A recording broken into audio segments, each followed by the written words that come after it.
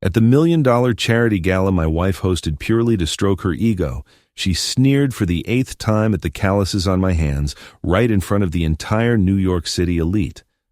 I just smiled, saying nothing, watching her soak up the adoration like royalty. As the event wrapped up, her cousin, who also happens to be my company's corporate lawyer, quickly scratched a coded message onto my palm with her fingernails as we shook hands. Back in the car, the dim interior light allowed me to decipher the pressure marks. Don't come home tonight. The real show began when a meticulously planned domestic violence trap was instantly swapped out by me for an infidelity farce, broadcast live throughout the wealthy neighborhood. The crystal chandeliers of the Waldorf Astoria glittered above my head, lighting up a ballroom packed with the elegant men and bejeweled women of the Manhattan elite. The annual gala for the Rising Star Foundation was, as always, lavishly decorated, with champagne towers reaching for the ceiling and white-gloved servers circulating with silver trays. And yet, standing in a corner in my finest bespoke suit, I still felt completely out of place. My name is Ethan Miller, 48, a former street fruit vendor who built the Value Barn, the largest discount supermarket empire in the U.S., from the ground up. 20 years of struggle turned me from nothing into a billion-dollar business magnate, but at these high society events, I'm still just the unwanted nouveau riche. Darling, come here, my wife, Victoria, beckoned. She's 42, well-preserved, and radiated that socialite air from every pore. She wore a $20,000 Chanel gown, the sapphire necklace I gave her last year, and the Cartier bracelet on her wrist sparkled under the lights. I walked over and saw she was surrounded by several bankers and politicians. Her face held that characteristic false smile, the expression she reserved especially for social events. This is my husband, Ethan, she introduced me with a barely perceptible tone of disdain, the founder of the Value Barn. It's an honor to meet you, a banker extended his hand. Your success story is truly admirable. I reached out to shake his hand, and right then, Victoria did something that left everyone stunned. She pulled a hand sanitizer wipe from her clutch and, in front of everyone, gently took my hand to clean it. Pardon me, she said with a forced laugh. My husband just got back from the warehouse. He's always like this, prefers hanging out with the truck drivers to socializing. The banker laughed uncomfortably, and I felt the blood rush to my head. But I didn't explode. Instead, I held up the hand she had just cleaned, like an auctioneer displaying a valuable item, and told the banker, "See this? This is the real certification, straight from my Queen's Majesty. Any contract signed by this hand will at least double the profit. I'm telling you, this hand is blessed. A touch, and it's money." The banker burst out laughing, and the atmosphere instantly relaxed. Only Victoria's smile froze, and a flash of irritation crossed her eyes. Some people, Victoria said pointedly, looking in my direction during her mid-gala speech, even when they acquire wealth, will never learn class. She continued, "Thank goodness the mission of the Rising Star Foundation is to help those who need guidance the most, so they can understand that life isn't just about making money. There are higher aspirations." Polite applause followed, but I could feel specific concealed snickers aimed my way. In 20 years, I'd never been more conscious that, despite having 10 zeros in my bank account, I would always be an inferior hick in these people's eyes. "Look at those hands," I heard a woman whisper nearby to her friend. "They look like a construction worker's. I really don't understand how Victoria could marry someone like that." The other woman replied, "I heard he used to be a fruit peddler." Poor Victoria, she has to put up with a husband who doesn't even know how to properly use a salad fork every day. They obviously wanted me to hear them. I gritted my teeth, pretending not to notice, but this deliberate humiliation pierced my pride like needles. "It's dreadfully warm in here," an elegantly dressed man said next to me, then fanned himself exaggeratedly. "Though I suppose you're used to it. Hauling boxes in the market is hot work, isn't it?" Several people chuckled, and I could only manage a faint smile. This was the environment Victoria had prepared for me. A place where it was constantly insinuated that I didn't belong. As the gala approached its end, Victoria and her social circle gathered at the center of the stage for photos. She beckoned me closer, then casually feigned pushing me toward the edge, almost making me stand behind the curtain. Flashes went off, immortalizing the moment, me standing like a stranger at my own wife's charity gala. "Excuse me, Mr. Miller," a server approached and offered me a drink. "Someone spilled wine on your suit." I looked down, and sure enough, there was a large red wine stain on the chest of my jacket. Looking around, I saw Victoria and her friends giggling subtly in my direction. I was sure this was no accident. "Thank you," I told the server, taking the glass. "I seem to be especially popular tonight." "Sir," the server hesitated, then lowered his voice. "The lady who spilled the wine was Mrs. Grant, a good friend of Mrs. Miller. I saw her do it deliberately." I nodded. "I know. What's your name?" "Robert, sir." "Robert, how long have you worked here?" 5 years, sir." "Next Monday, come to my office." I handed him a business card. "The Value Barn needs honest and decent employees. The salary is double what you make here." Robert's eyes widened in surprise, then he nodded solemnly. "Thank you, sir. I'll definitely be there." I checked my watch. It was 8:30 p.m. and the guests were beginning to leave. I headed to the parking garage, preparing to drive home. Just then, a hurried figure caught up with me. "Ethan, wait!" It was Rebecca Becky Thorne, Victoria's cousin and my company's chief legal officer. At 40, 2 years younger than Victoria, she was always considered the plain cousin. She wore a professional black suit, frameless glasses, and her hair was pulled back in a practical ponytail, radiating efficiency. "There's a contract you need to sign urgently," she said breathlessly, handing me a folder. Rebecca's expression was unusually serious. She glanced around to ensure no one was watching us, then took my hand, pretending I was about to sign. In the moment of exchanging the folder, her nails dug deeply into my palm, hard enough to almost break the skin. "I'll call you later tonight," she whispered, then quickly walked away. Back in the car, I turned on the interior light and looked at my palm. Under the yellow light, the marks pressed by her nails were clearly visible. "Don't come home tonight." My heart sank. I always knew Victoria had changed over the years, but I never thought she would go this far. I started the car and left the hotel, a decision already made.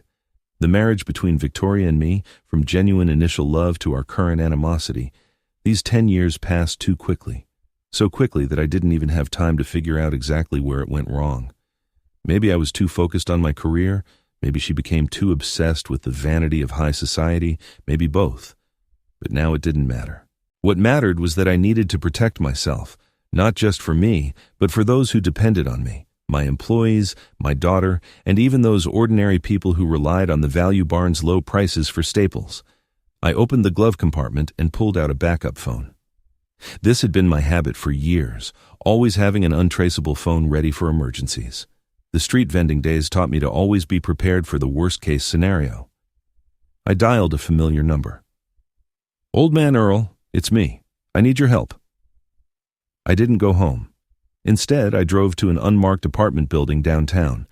This was my safe house, set up years ago, superficially a temporary corporate reception office, but its existence was known only to me and a few close confidants. The apartment wasn't big, but it had all the comforts. On the walls hung a few old photos of my fruit stand, from when I was selling on the street and earning only a few bucks a day. On the coffee table was a picture of my daughter, Piper, who was studying at a college far away from all this dispute. I poured myself a scotch and pulled an untraceable burner phone from a safe under the bed. After a moment of hesitation, I called Rebecca. The phone rang for a long time before she answered. "It's me," I said quietly. "Where are you? Are you safe?" "I'm at a payphone." Rebecca's voice betrayed an unconcealable fear. "Ethan, Victoria has set a trap. She wants to destroy you." "What kind of trap?" My fingers gripped the glass tightly. "Accusations of domestic violence," Rebecca quickly explained. "Tonight, she's going to fake evidence that you hit her, then call the police. She's already bribed her private physician, Dr. Nelson, who has a fake medical certificate for minor injuries ready. She's even contacted a reporter from the New York Social Review." "What's the goal?" I asked, though I already guessed the answer. "To send you to prison, then use domestic violence as an excuse to take your entire fortune. She's had her eye on your business for a long time, Ethan. She thinks you, this market mogul, don't deserve so much wealth." I took a sip of whiskey and felt dizzy. "How do you know all this?" She was too confident, Rebecca recounted. She told all her plans to her lover, Reese Harrington, that tall Hamptons playboy who always shows up at the foundation events. Reese, that guy who always flattered Victoria.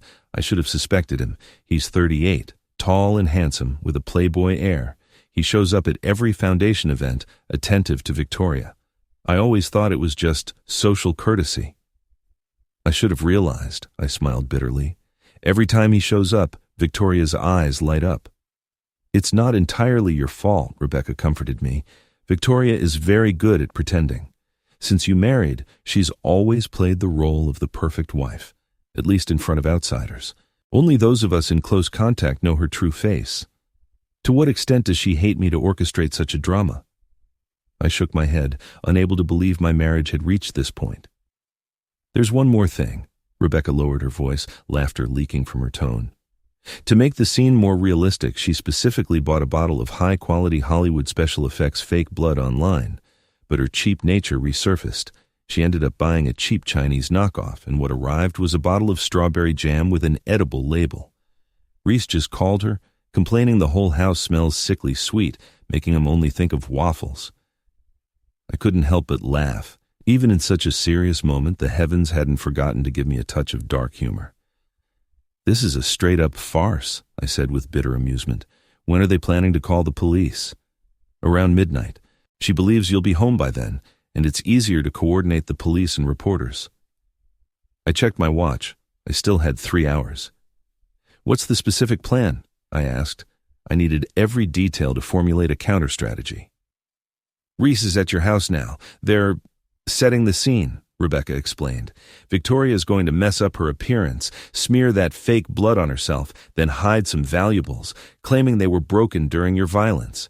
She even prepared some fake recordings with her screams and pleas, plus your drunk voice threatening her. My voice? It's not real. She paid someone to imitate it. The quality is terrible, but she thinks no one will notice these details in the confusion. What do you plan to do? Rebecca asked. If you hide, she can still accuse you of abandonment, and she might still seize your fortune. You know American marital law can be messy. No, my voice was strangely calm. I won't hide and I won't surrender. 20 years ago, when I was just a vendor, the market thugs came every day to collect protection money. Once I refused, they beat me half dead and smashed my fruit stand. I remember that incident, Rebecca said softly. After that, you opened your first small store. Yes, because I understood one truth. Those who bully honest people will only back off when they taste methods tougher than their own.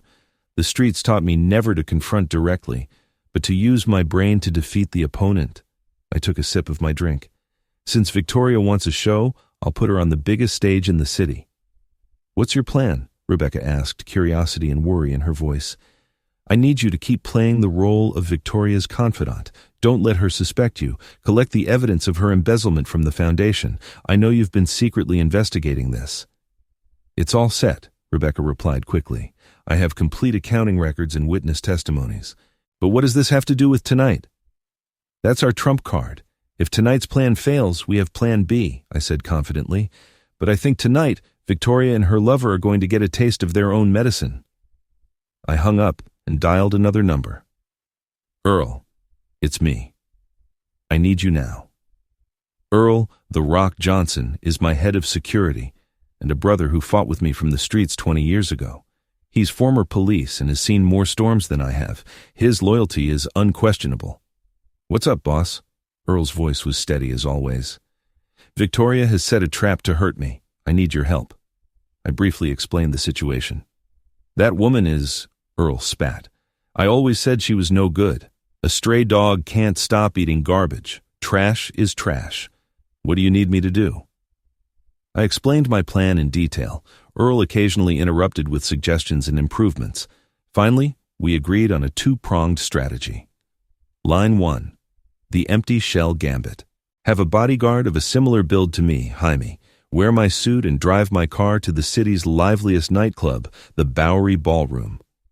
He will have a visible but non-violent argument with someone under the surveillance cameras, creating the illusion that Ethan Miller is emotionally unstable from the humiliation and drowning himself in alcohol, giving me a perfect alibi. Line 2. The deception. Earl will contact his friend at the utility company to accidentally cut the surveillance system power for a few hours under the pretense of community main cable emergency maintenance. Meanwhile, I'll change into common worker clothes, drive an old unmarked pickup truck, and sneak back to the residential area, hiding in the shadows. Also, Earl added, I know a retired police captain, Old Man Larry, who lives in your community. He loves to stick his nose in other people's business, and he has a voice that could wake the dead. We can use him. How? Simple, Earl chuckled. Fake an anonymous report that someone saw a burglar enter your house. He'll definitely activate the community alarm, calling the neighbors to catch the thief together. That way, Victoria and her lover will be caught red-handed, and you won't have to show up at all. I couldn't help but admire Earl's mind. This plan was perfect and completely legal. No spying, no illegal entry, no defamation, just casually discovering a farce of infidelity. We have to act fast. I looked at my watch. We only have 2.5 hours. That's enough, Earl said confidently. I've already arranged everything. I'll have Jaime impersonate you at the club. With a hat and sunglasses, no one will notice the details. He'll ensure there are enough witnesses and surveillance cameras to prove that Ethan Miller was there all night. And the utility company? I've already contacted my old friend Charlie, the supervisor responsible for your community. He'll orchestrate an emergency maintenance, cutting the surveillance power. Don't worry, all procedures will be legal, with formal work orders and notifications. Perfect, I nodded. What do I need to prepare? A good camera, preferably with night vision. We need to photograph clear enough evidence, Earl suggested. Also, change into discreet clothes. Wear a hat and sunglasses. Try to change your appearance as much as possible. After hanging up, I began preparing. I changed into a worn flannel shirt and jeans, put on a baseball cap and sunglasses. From the back of the closet, I pulled out a precision camera bag containing high-end, long-range lenses and night vision gear from my collection. As I checked the equipment, my phone vibrated.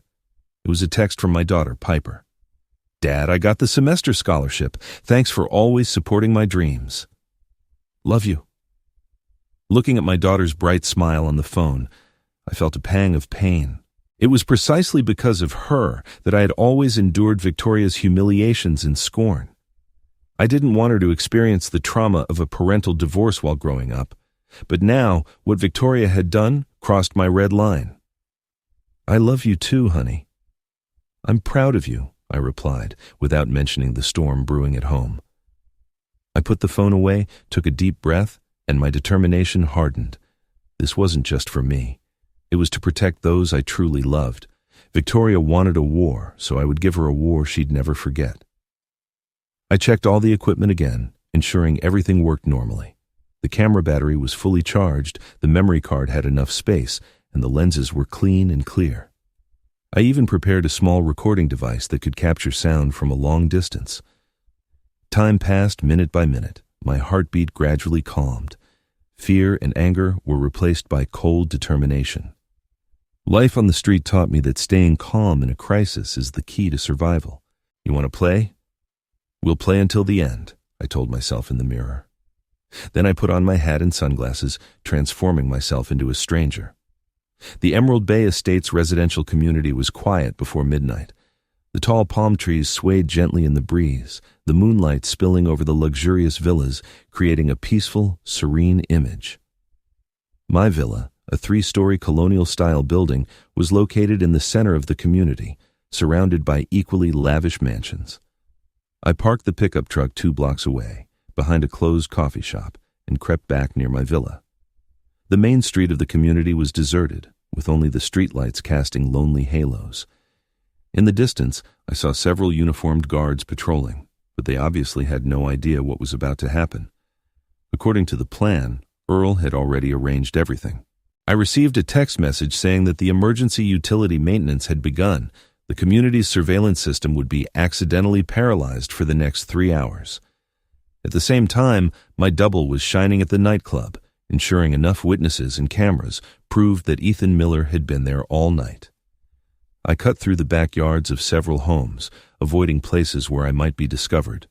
The street survival skills from years ago came in handy now. I moved silently, merging with the darkness like a ghost. Under the moonlight, I saw an unfamiliar black SUV parked in front of my house. That must be Reese's car. The license plate was personalized. Yacht King. Truly pretentious. The level of narcissism of this guy was simply disgusting. I circled around to the backyard of the villa, finding the perfect observation position behind a large oak tree. From here, I could clearly see the window of the second-floor master bedroom. Although the first-floor curtains were all drawn, the second-floor curtains were half open, with light filtering out, forming a perfect stage. I set up the tripod, installing the super telephoto lens and night vision equipment. Through the viewfinder, I could clearly see the scene in the bedroom, as if I were standing right there. Victoria and Reese were in the bedroom. They were drinking champagne, toasting their conspiracy that was about to succeed. Reese wore a luxurious red silk robe like the cheap rich, and Victoria wore a black lace nightgown, exaggerated makeup, and disheveled hair, obviously to create the image of having been domestically abused. I adjusted the focus, ensuring every detail could be clearly captured.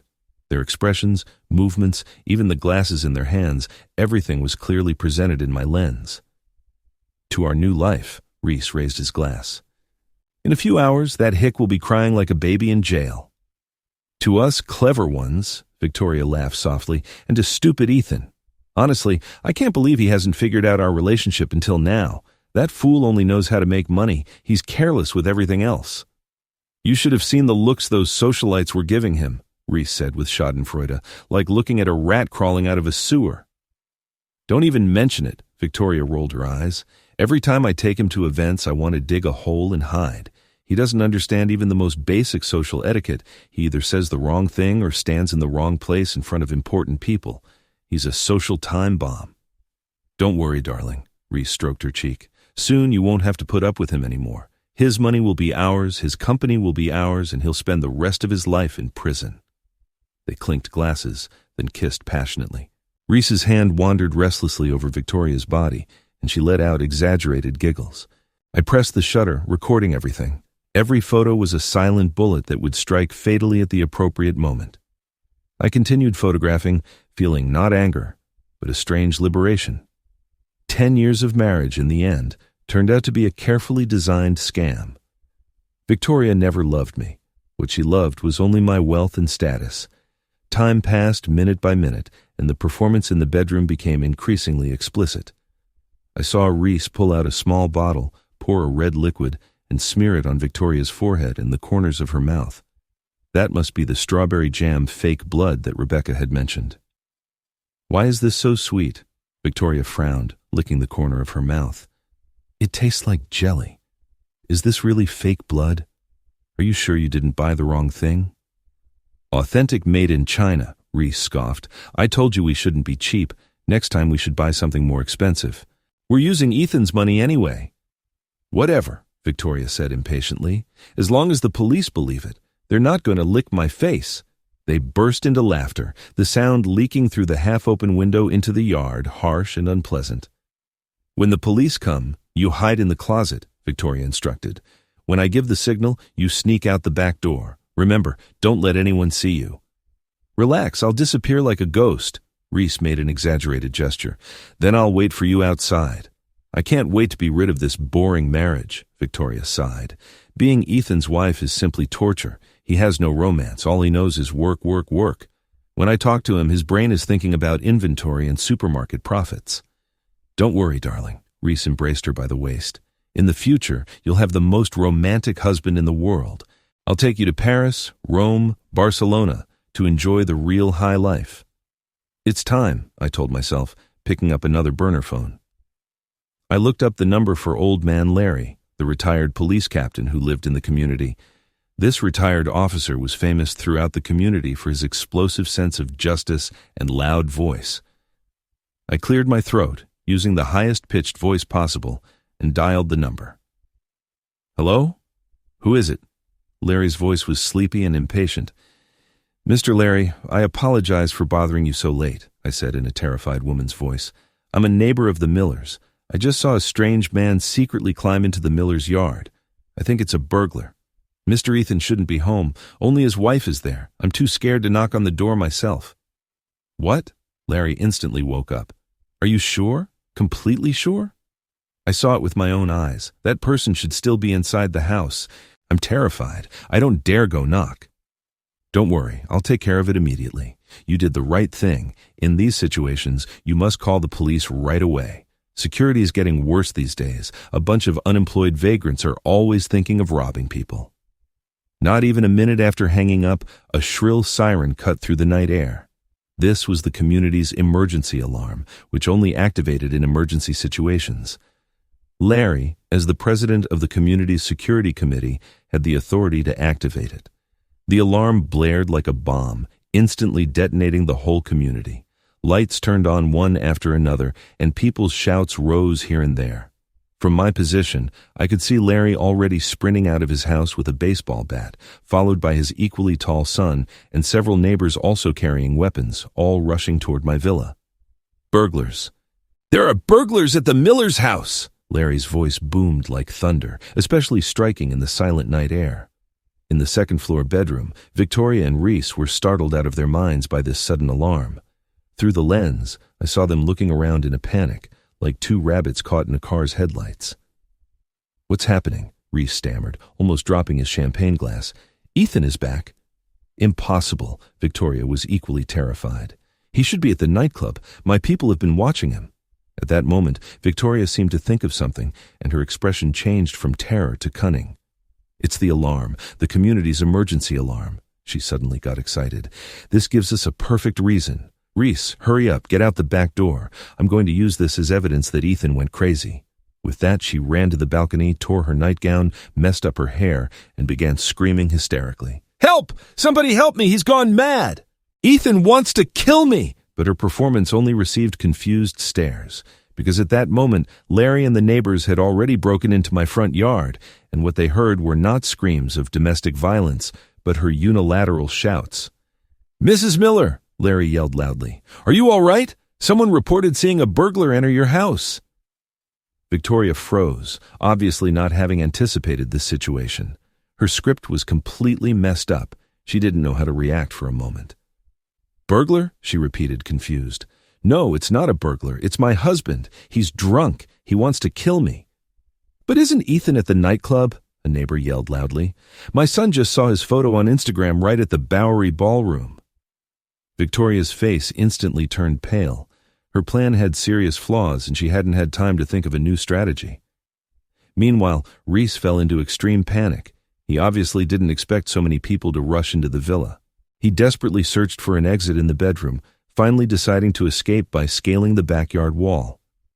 Reese, wearing that ridiculous red silk robe, awkwardly climbed out the window, trying to descend using the ivy on the exterior wall.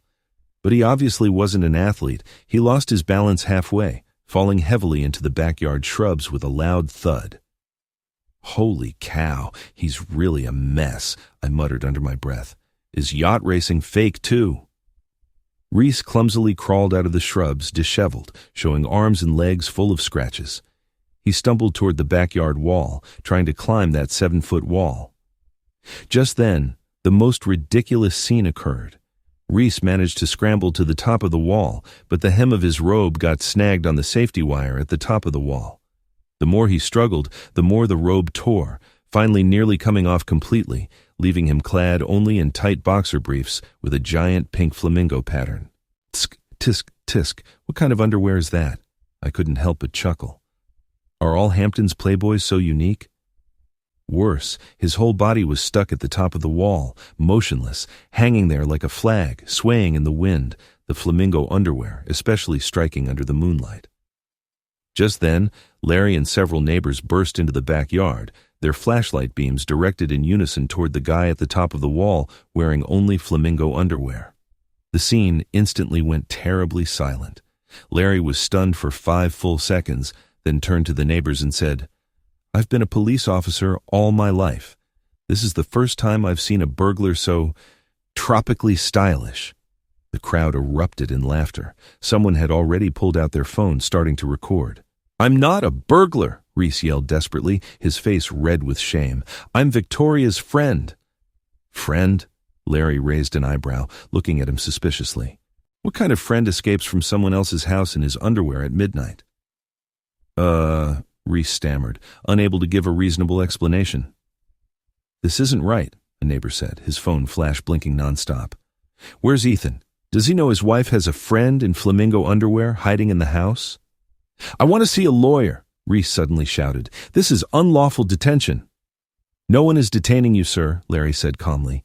You snagged yourself on the wire. If you want, we can help you down. Of course, you can also keep hanging there until the police arrive to handle this interesting case of trespass. Victoria also came out the front door at that moment, trying to explain, but it was too late. Everyone saw that she and the flamingo man appeared in my house at the same time. Plus, she still had that strawberry jam fake blood smeared on her face and neck, looking both ridiculous and suspicious. Mrs. Miller, what is that on your face? A curious neighbor asked. It looks like jam. Victoria frantically rubbed her cheeks, but that sticky fake blood spread further the more she touched it, turning her whole face red. This is cosmetic, she stammered. I'm trying a new mask. At midnight? The neighbor asked suspiciously. And why does it look so much like strawberry jam? It's rose essence, Victoria insisted stubbornly. Imported from France, very rare. Then why did your friend have to escape over the back wall? Larry asked directly. If you were just doing a mask, there's nothing to escape from, is there? Victoria was speechless, momentarily unable to find a suitable excuse. At that moment, more people gathered at the scene, including the reporters and police Victoria had originally planned to call. They had obviously received the domestic violence report and came, but they saw a completely different farce. The reporters excitedly photographed the unique flamingo man on the wall, the flashes blinking madly. What's going on here? A confused police officer asked. We received a domestic violence report. Domestic violence? Larry's eyes went wide. There's no domestic violence here, just an intruder in ridiculous underwear and a woman with her face covered in jam. He's not an intruder, Victoria quickly explained. He's my... She suddenly stopped, realizing she almost slipped up. Your what? The officer asked. Victoria's eyes flickered. My personal trainer. Late-night personal training? The officer looked at her suspiciously. In pajamas. It's special relaxation training, Victoria invented at random. Vinyasa and meditation and things. Then why did he have to escape? Why did you report that your husband hit you? The officer's questions became sharper. Victoria was speechless, her lies no longer sustainable. We have reason to suspect this is a case of false reporting, the officer said seriously. Mrs. Miller, you need to come with us to the station to make a statement. As for this, he looked at Reese on the wall. Personal trainer, he also needs to be investigated. The police finally rescued Reese from the wall, gave him a blanket to cover his body, and then loaded him into a patrol car, preparing to take him back to the station for interrogation. As they escorted Reese away, he gave Victoria a look of pure hatred, as if to say, This is all your fault. And Victoria stood in the doorway, pale, disheveled, her entire posture defeated. Her domestic violence drama had turned into an infidelity farce, watched by the entire community. Her reputation plummeted in that moment. When the last patrol car and reporter car left, Victoria staggered back into the villa, locked the door, and locked herself in the bedroom. I was still hiding behind the tree, recording everything. When the community returned to calm, I quietly returned to my pickup and drove away. Tonight's drama was only the beginning. The real show was yet to come. The next morning, the photos and videos of the flamingo man dominated the headlines of all social media and gossip news. The headlines were more exaggerated than the last. Nighttime horror in the mansion, woman screams from balcony, mysterious flamingo man flies in the backyard. Who is the flamingo man? The secret lover of a charity socialite exposed. From rags to riches, Ethan Miller's resistance and his wife's betrayal. In the video, Reese's pathetic scene hanging on the wall was replayed over and over with comical background music. Someone even made memes, captioned, Life's got me hanging, but I'm still fabulous. The entire New York high society was talking about the matter. Those socialites who had fawned over Victoria now distanced themselves from her, afraid of being contaminated by the scandal. I received countless messages expressing sympathy. Even former high school classmates I hadn't spoken to in years called me, claiming they always knew that woman was no good. Ethan, my old buddy, my high school friend Ray, told me over the phone, "I really can't believe Victoria did this to you. I always thought she looked like a bad person. Her eyes were too hypocritical." "Yeah," I smiled bitterly. "I guess I was blind." "Don't say that, man," Ray comforted me. "Love makes people blind. The important thing is you know the truth now. If you need help with anything, just say the word." "Thanks, Ray," I said sincerely. "It's good to have friends like you." After hanging up, I shook my head with a bitter smile.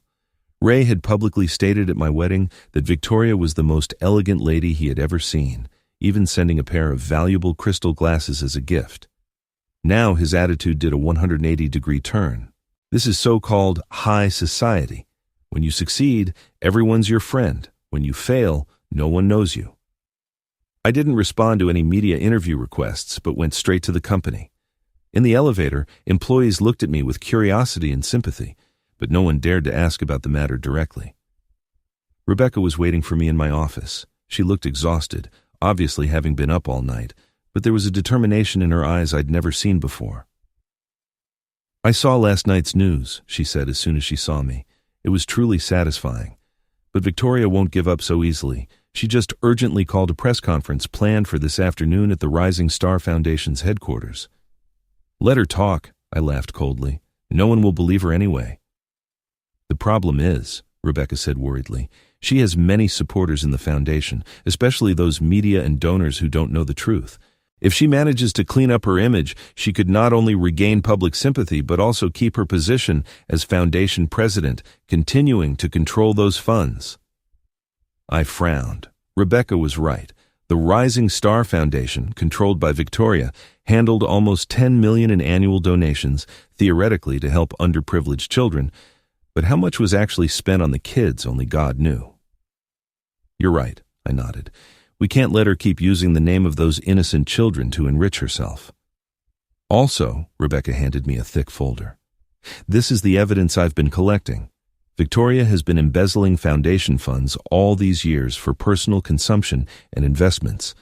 The specific method is through inflated purchase prices and fake project expenses, lining her pockets." I opened the folder and saw manipulated financial statements, clearly showing that the destination of the funds was completely different from what was officially declared. "Look at this," Rebecca pointed to a receipt. "She claimed it was to buy nutritious meals for the children, $5 per serving. But in reality, she only bought one worth of poor quality food from the vendor. The rest of the money went into her pockets." "How much?" I asked, shocked. "According to my calculations on this item alone, she embezzled at least $2 million. "Truly heartless," I said angrily. "That money should have been used to improve the lives of those children." "Worse yet," Rebecca continued, anger in her voice, "to cut costs, she made those poor children eat poor quality food, much of it already moldy and rotten. I collected these photos and witness testimonies." She pulled out another folder filled with shocking photos: moldy bread, rotten fruits, milk cartons with altered labels, and medical records showing multiple children suffering food poisoning from eating this poor quality food. My anger flared instantly. Victoria could betray me, humiliate me, even try to frame me, but playing with the health of innocent children was absolutely unforgivable. "All these years I've been secretly monitoring the foundation's operations," Rebecca said quietly. "At first it was just professional habit. Then I discovered the situation was much more serious than I imagined." "Why didn't you tell me sooner?" I asked. Rebecca lowered her eyes. "I knew you always hoped to maintain family harmony, especially for Piper. And also," she hesitated for a moment, "I'm Victoria's cousin. I was afraid you'd think I was sowing discord." I nodded understandingly. Rebecca had always lived in Victoria's shadow. She was smarter, more hard-working, but she was always the overlooked one in the family. Years ago, it was precisely because I valued her talent and integrity that I invited her to join the company as legal counsel, despite Victoria's strong opposition. "I have never doubted your loyalty, Rebecca," I said sincerely. "You are one of the people I trust most." Rebecca smiled slightly, a flash of emotion in her eyes. "Thank you, Ethan. You're the only person who values my capability instead of my family background. Rebecca, I stood up, my eyes sharp. Get me a car. I'm going to see Reverend Thomas. Reverend Thomas was a respected clergyman in the inner-city neighborhoods who had dedicated decades to helping poor children. His poverty and selflessness earned him the respect of the entire city. If anyone could expose Victoria's hypocritical face, it was him. An hour later, I was sitting in Reverend Thomas's humble office, spreading all the evidence and photos before him. This elderly man, nearly 70, looked at those photos, his fingers trembling slightly, the anger in his eyes almost materialized. "My God," he whispered, "these children." "Reverend, I need your help," I said sincerely. "Not for me, but for these children. Victoria is giving a press conference this afternoon, trying to cover up her crimes. If she succeeds, these children will continue to suffer." Reverend Thomas reflected for a moment, then nodded firmly. "We will make the truth come out. Those who use children for personal gain deserve to rot." In the following hours, we visited several communities receiving aid from the Rising Star Foundation. There, I personally saw the food the children were eating: moldy bread, watered-down milk, and rotten fruits and vegetables. And all of this was provided under the project Victoria claimed was high-standard nutritious meals. In one particularly poor community, I met a single mother, Maria Gomez, and her 8-year-old son, Pete. Pete's thin body was almost drowned in an oversized t-shirt, but his eyes were extraordinarily bright. "The foundation's food always tastes weird," Maria told me. "Sometimes the kids get sick to their stomachs after eating it, but we have no choice. If we don't accept it, we'll be taken off the list and the kids won't be able to go to school." "Do you know where this food comes from?" I asked. "From Mrs. Miller's foundation," Pete replied innocently. "Mom says she's a fairy who can do magic." "Magic?" I asked curiously. "Yes," Pete said excitedly. "She can turn rotten things into good things. The teacher says this is called charity." I crouched down to Pete's level. "Do you know what true charity is, Pete?" The boy shook his head. "True charity is giving others what they truly need, not what you don't want anymore," I said softly. "Would you do me a favor?" Pete nodded, his eyes sparkling with curiosity. "I need you to take some food to an important meeting to tell people the truth. Will you?" "Of course," Pete accepted happily. "Can I bring my magic potato? It grew green hair. Mom says you can't eat it, but I think it's special." I smiled and nodded. That's exactly what we need. We also visited the suppliers who were forced to provide these poor quality ingredients. Among them, a baker named Michael confessed to the Reverend in tears. "Reverend, I have nightmares every night. I dream that the moldy bread turns into zombies chasing me. Mrs. Miller said this was a test of my faith, but I really can't take it anymore. The faces of those children always appear in my dreams. My conscience is being eaten away by guilt, full of holes like bread eaten by mold." "Why didn't you refuse?" Reverend Thomas asked. "I tried," Michael said painfully, "but she threatened to have the IRS audit my books, and she also said she'd spread rumors to all her high society customers that my bread was unsanitary. My business would have been ruined." After confirming all the evidence, Reverend Thomas and I worked out a plan that could completely destroy Victoria's last shred of public dignity.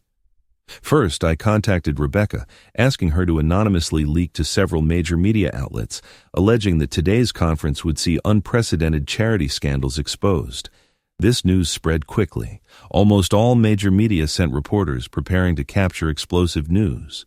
Then, I had Reverend Thomas contact the mothers and children of the affected communities, asking them to bring that moldy food, under the pretense of thanking the foundation for its help, to attend the press conference. Finally, I instructed Rebecca to prepare a detailed lawsuit to be filed immediately in court as soon as the right moment arrived. "Are you sure you want to do this?" Reverend Thomas asked me. "This will completely destroy Victoria's reputation." "She destroyed her own reputation a long time ago," I said firmly. "I'm just making more people see the truth. Those children shouldn't continue to suffer just to satisfy a hypocritical woman's vanity." At 3 p.m., the Rising Star Foundation's press conference was held as scheduled. The venue was set up in the most luxurious ballroom of the Plaza Hotel, lavishly decorated. Reporters arrived early, cameras and microphones lined up in a row, waiting for explosive news. Victoria wore an elegant white suit, pearl earrings, looking both solemn and innocent. She stood at the podium with a sad expression, preparing to begin her carefully prepared victim speech. Just then, Reverend Thomas led a group of plainly dressed mothers and children quietly into the venue. The children carried plastic bags with that moldy food. They stood at the side of the venue, silently observing Victoria on the stage. The reporters immediately noticed these unexpected visitors. The camera flashes began to turn toward them. Victoria's expression instantly froze. She obviously hadn't anticipated such a development. "Ladies and gentlemen," she forced herself to calm down and began her prepared speech. "Thank you for coming to today's press conference. In the past 24 hours, I've experienced unprecedented personal attacks and damage to my reputation." Her words weren't even finished when little Pete suddenly ran out from the crowd, rushing to the front of the podium. He held up a potato covered in green mold in his hand, using his innocent voice, and yelled loudly into Victoria's microphone. "Pretty auntie, I heard Mom say you're a fairy. Is this hairy, exotic fruit something you made with magic to give us vitamins?" The whole place instantly went silent, then erupted in uncontrollable laughter. Victoria went livid, tried to snatch the potato, but in her haste, her super-high heel caught the edge of the carpet, she lost her balance, and fell straight into the buffet display cart next to her, which was full of the poor-quality school lunches. This scene was too dramatic. Everyone in the venue was stunned. Victoria had sour soup and breadcrumbs all over her face. Her expensive white suit was stained with various colors, looking pathetically disheveled. Just as she struggled to get up, Rebecca walked onto the stage emotionlessly, placing a thick document right in the soup in front of her. "Victoria Miller," Rebecca said in a clear, calm voice. "On behalf of the Value Barn Group and Mr. Ethan Miller, I formally serve you with a lawsuit. The charges include, but are not limited to, embezzlement of public funds, fraud, endangering public safety, and false reporting." Victoria finally collapsed, letting out a heart-wrenching shriek. She tried to leap toward Rebecca, but the slippery cart made her fall again, this time directly onto a pile of rotten fruits. "Traitor!" she yelled at Rebecca. "I gave you work. I gave you opportunities. This is how you repay me?" "You didn't give me anything," Rebecca replied calmly. "Ethan gave me the opportunity, and you always tried to stop me from contributing. Now, it's time to pay for what you've done." The reporters frantically photographed this scene, the flashes blinking like a perfect accompaniment to the end of this absurd farce. Reverend Thomas walked onto the stage, and in front of the media, he began to recount everything he had witnessed, how the foundation deceived donors, how they mistreated the children who needed help most, and how they turned charity into a shameful scam. One after another, the community mothers came onto the stage to testify, telling how their children got sick from eating the poor-quality food provided by the foundation, and how they were threatened not to reveal the truth.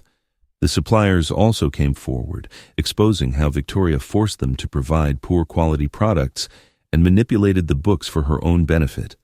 And I stood in a distant corner, watching all this happen. Victoria finally paid for her arrogance and hypocrisy. But I knew this wasn't the end yet. That night, the news of the charity scandal topped the headlines of all media. Victoria went from a respected philanthropist to a publicly despised swindler overnight. The foundation's accounts were frozen, donors withdrew one after another, and the social circle she had carefully built over the years crumbled in a single night. I returned to the safe house, collapsing exhausted on the sofa. The events of the past 48 hours replayed in my mind like a movie. My marriage was irreparably broken, but at least I stopped Victoria from continuing to harm those innocent children. Just as I was about to fall asleep, the phone rang. It was Earl. "Boss, guess what?" His voice couldn't hide the excitement. "Reese was released on bail, and you'll never guess who paid his bail." "Who?" "Victoria." Earl chuckled coldly. "Looks like this dog couple hasn't completely turned on each other yet. But the interesting thing is, they started fighting as soon as they left the police station. My informant tells me Reese has been asking Victoria about some secret account and a hidden compartment." "Secret account? Hidden compartment?" I was confused. I was Yeah, I heard it's something hidden behind her mother's tombstone, Earl said. Reese firmly insists there's a withdrawal key for a secret Panama account there. I fell silent. Hidden compartment behind the tombstone? Secret Panama account? This sounded like a movie plot. Wait, Earl. I suddenly thought of something. Do you know anyone close to Reese? Can you get a certain piece of information to him? Of course, Earl said confidently. His driver is friends with my cousin's cousin. It can be arranged any time. What's your plan? Give me 2 hours, I said, feeling an excitement I hadn't felt in a long time. I'm going to set a trap for this dog couple to walk into themselves. After hanging up, I immediately contacted Rebecca, explaining my plan. She quickly understood my intention and offered several suggestions for improvement. Are you sure doing this won't have legal risks? I asked. After all, we're deliberately misleading them. Relax, Rebecca said confidently. We haven't done anything illegal. We haven't promised anything. We haven't threatened anyone. We just let a certain piece of information circulate. If they're stupid enough to believe it and act on it, that's their own choice. Next, I had Earl relay a carefully fabricated piece of information through Reese's driver. Victoria had hidden the withdrawal key to a secret Panama account in a hidden compartment behind her mother's tombstone, where she had tens of millions of dollars she had embezzled over the years.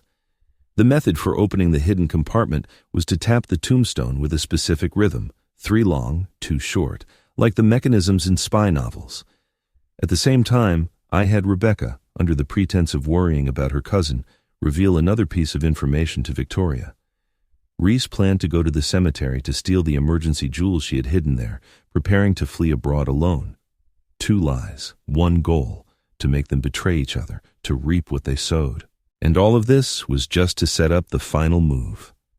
3 days later, at midnight, I sat in the safe house, observing every movement at Victoria's mother's cemetery through a hidden camera connected near the gravesite. This camera was installed 2 years ago, initially only due to my distrust of my wife. I never expected it would be useful today.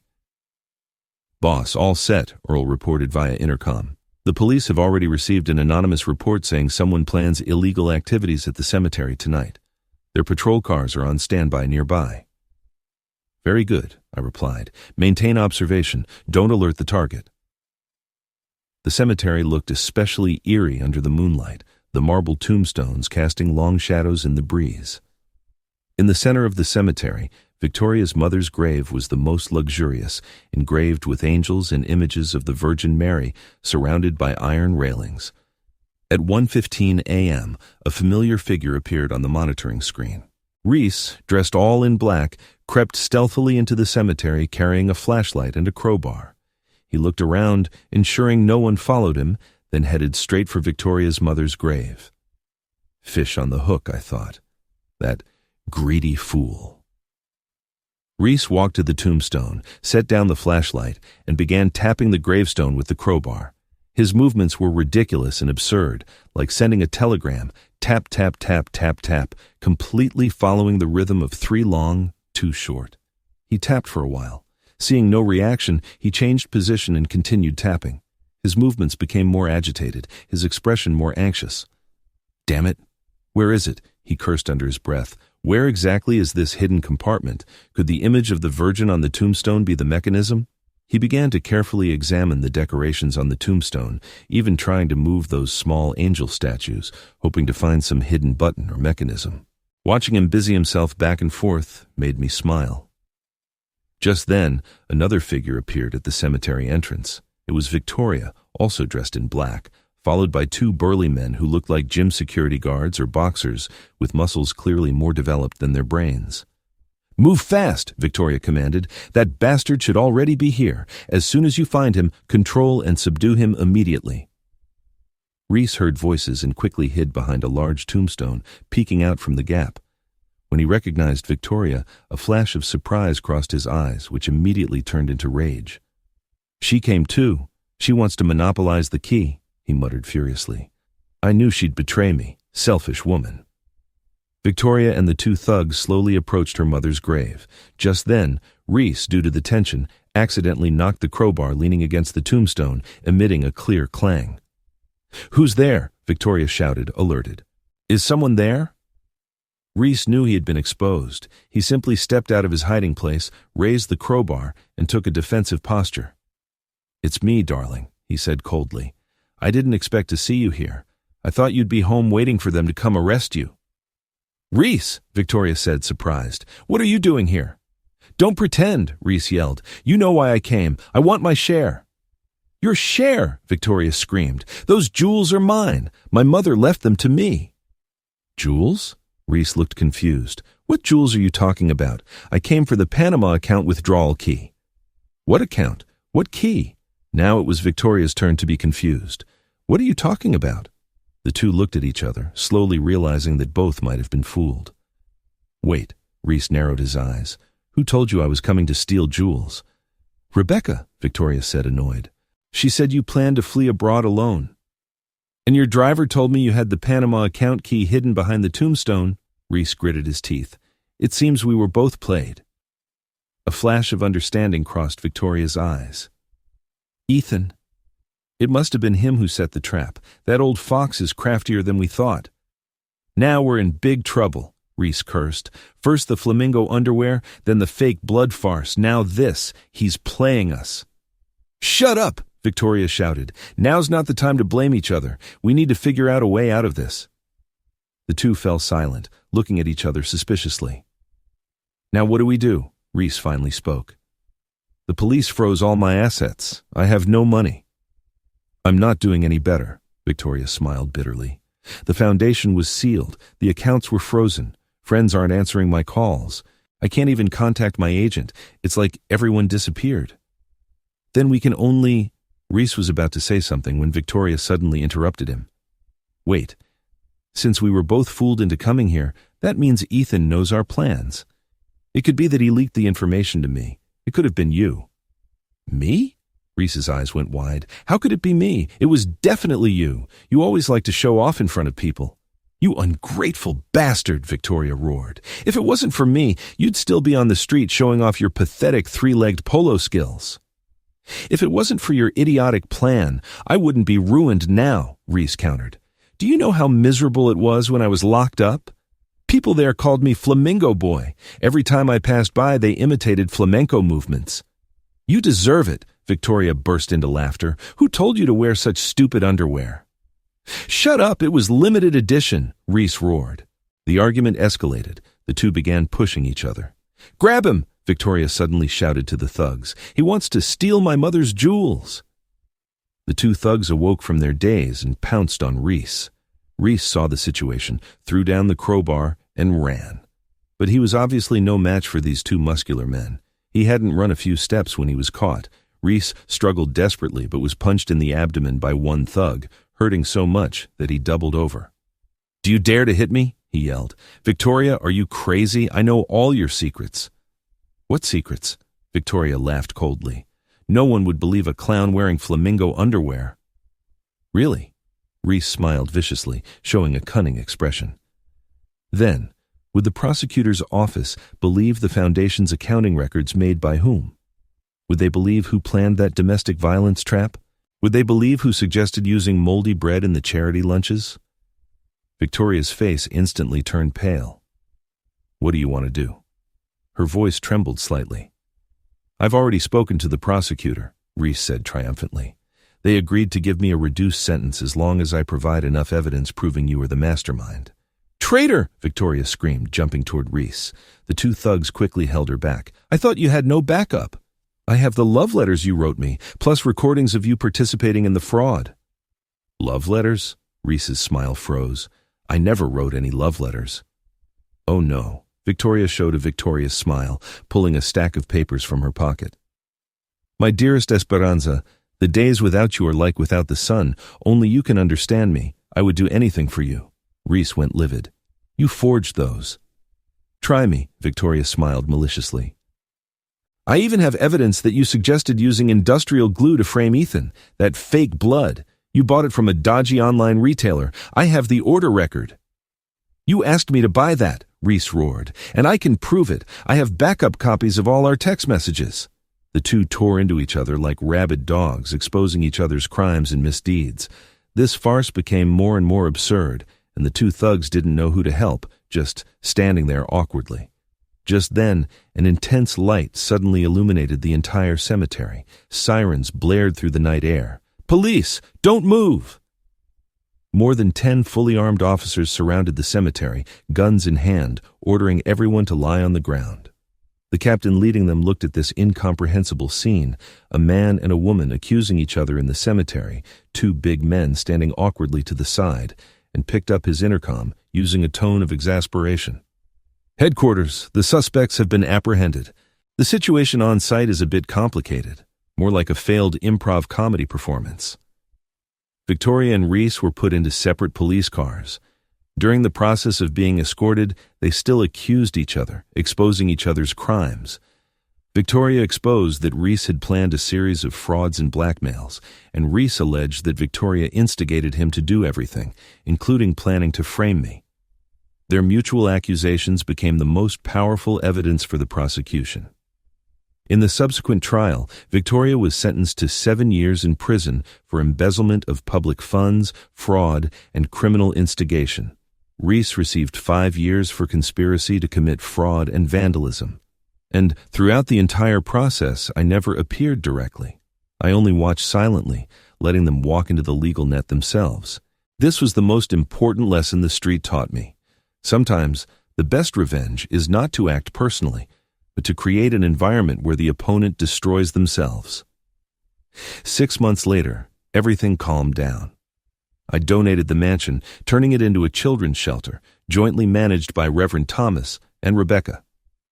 The Rising Star Foundation was completely reorganized, and under Rebecca's leadership, it became an organization that truly served underprivileged children.